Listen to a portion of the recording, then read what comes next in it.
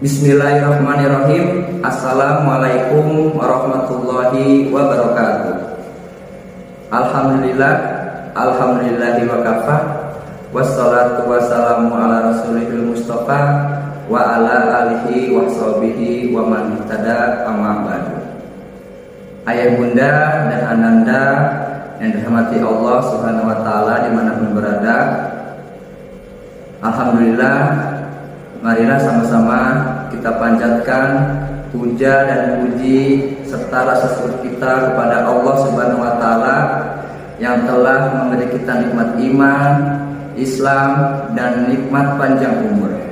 Yang alhamdulillah sampai saat ini kita masih diberi kesempatan dalam menjalankan ibadah di bulan Ramadan.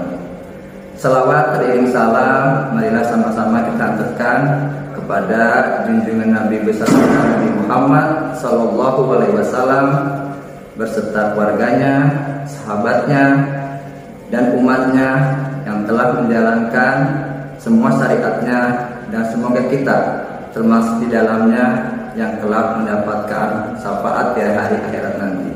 Amin amin ya rabbal alamin. Ayah bunda dan ananda yang dirahmati Allah Subhanahu wa taala, di pada kesempatan hari ini di bulan Ramadan, izinkan saya ingin menyampaikan kutum dengan materi mengajarkan anak berpuasa. Ayah bunda yang dirahmati Allah Subhanahu wa taala, wajib bagi kita mengajarkan anak-anak kita ilmu agama.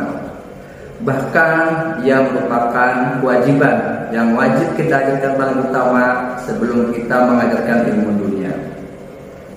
Allah Subhanahu wa taala berfirman dalam surat Al-Qasas ayat 76. Wabtaghi fima ataqallahu daral akhirah.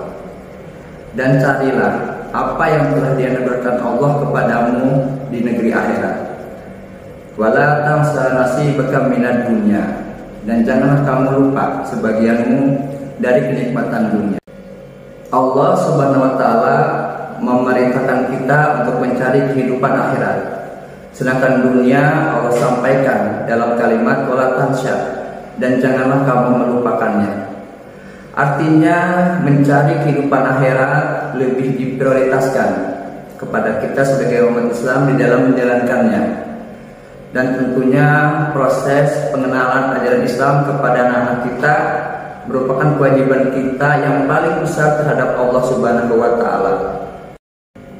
Termasuk di dalamnya kita mengajarkan syariat ibadah puasa kepada anak-anak kita. Karena puasa hukumnya adalah wajib dan merupakan rukun Islam yang harus ditunaikan oleh kita sebagai orang muslim. Tentunya ada tahapan-tahapan bagi kita sebagai orang tua di dalam mengajarkan anak kita berpuasa. Tahap yang pertama adalah perkenalkan puasa secara bertahap. Ayah bunda yang dirahmati Allah Subhanahu wa taala, puasa kita dapat ajarkan kepada anak-anak kita mulai dari usia 2 sampai 5 tahun. Contoh yang paling mudah adalah yaitu mengajarkan anak-anak berbuka puasa terlebih dahulu. Karena buka puasa merupakan momen yang paling menyenangkan bagi anak-anak. Jika berbuka puasa sudah terbiasa dilakukan, selanjutnya kita ajarkan anak kita bangun pagi untuk melaksanakan sahur. Kemudian kita latih anak kita berpuasa, misalkan puasa 3 jam, kemudian kita latih lagi esoknya puasa 4 jam, kemudian terus kita latih lagi puasa hingga setengah hari hingga zuhur, lanjutin dengan berpuasa.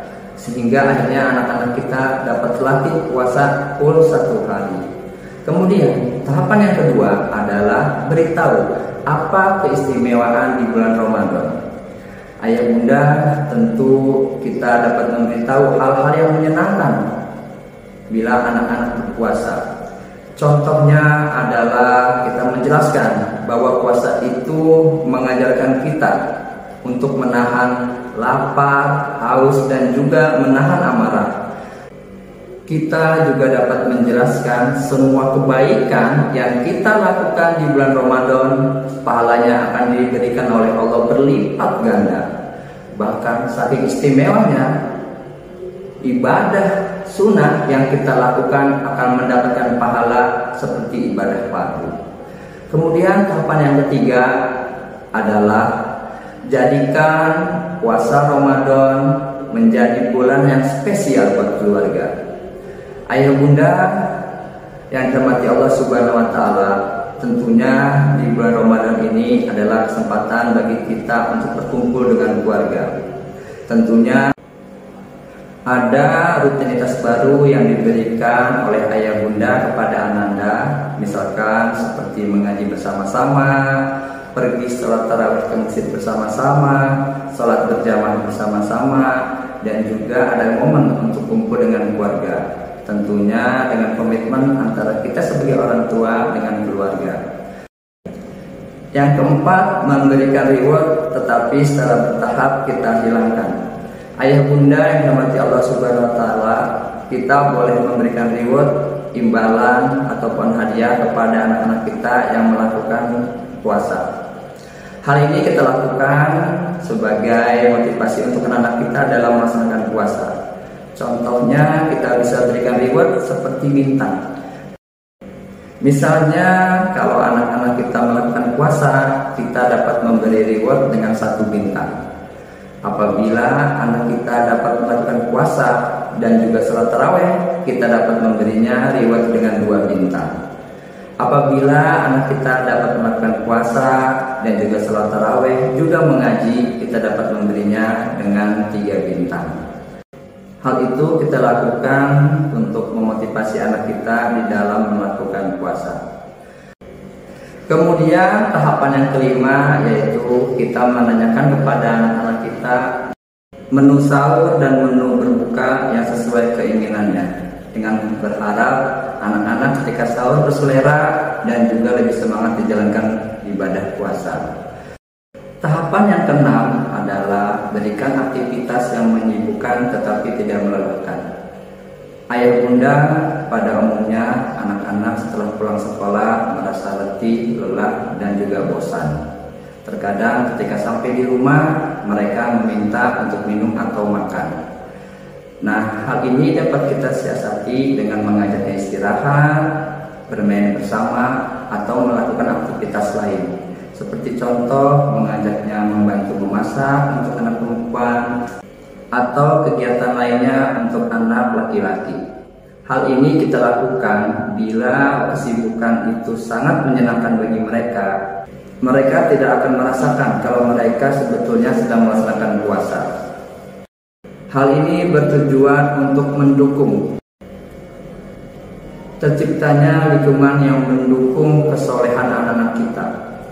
Karena pada umumnya anak-anak melihat apa yang kita lakukan daripada apa yang kita ucapkan. Tentunya orang tua mempunyai peran yang sangat penting dalam mengajarkan anak-anak berpuasa. Semoga kita diberi kemudahan dalam mendidik atau mengajarkan anak-anak kita berpuasa.